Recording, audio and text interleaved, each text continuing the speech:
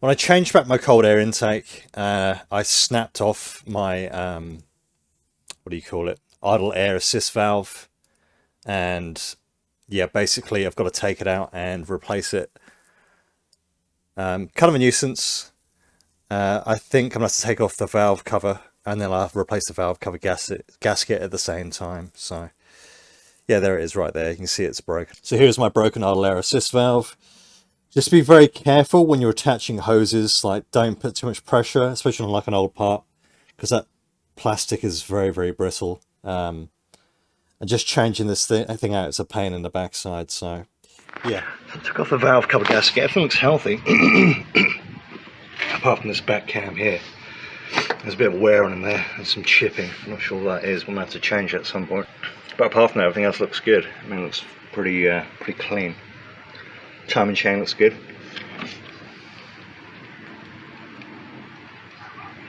I'm just going to replace the gasket at the same time as I just this bit here is really fiddly, just trying to get the top off. It just takes a while to kind of fiddle it off. Just going to give it a bit of a clean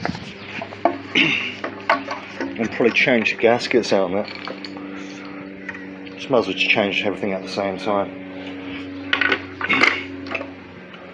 Going to stick a trash bag over it to stop anything dropping down. The last thing you want to do is take this off and drop a screw down into your engine, because your engine's fucked then. So I've finally got the idle air assist valve.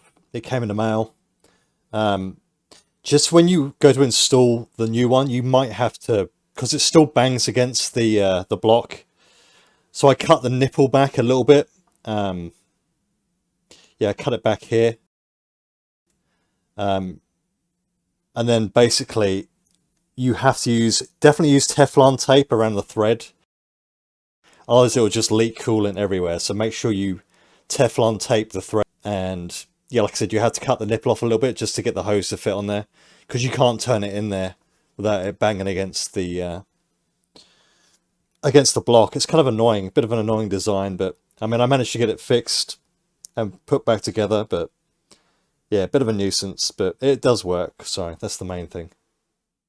Okay, so when you change out the gasket, and you got to put the new one in, they usually come in a kit. You'll buy a kit online, and it'll come with spark plug gaskets as well.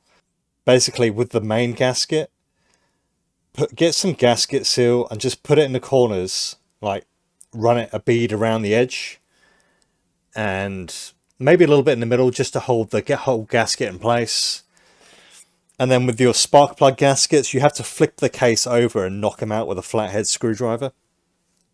Just be very careful when you do that, you don't damage the case. Yeah, just be very careful, because there's no other way of really getting them out, because sometimes they get really stuck in there. Sometimes you can pull them out with your fingers, but after they've been there like a long time, they just get kind of seized and kind of like, they're almost like they're melted to the case. So you just have to knock them out. Because I tried taking them out with a knife. It wasn't working. I was spending like ages trying to get these things out. And I found if you just flip up the case and knock them out, it's a lot easier. Only attempt this. My disclaimer is only attempt this if you're qualified or skilled enough to do it. Don't just start tearing into your engine unless you know what you're doing. If you don't know what you're doing, get a mechanic to do this. And I'm not responsible for any damages done to your car. I'm just giving some friendly advice, and yeah, I hope it helps someone out there. Alright, thanks for watching, and I'll see you again.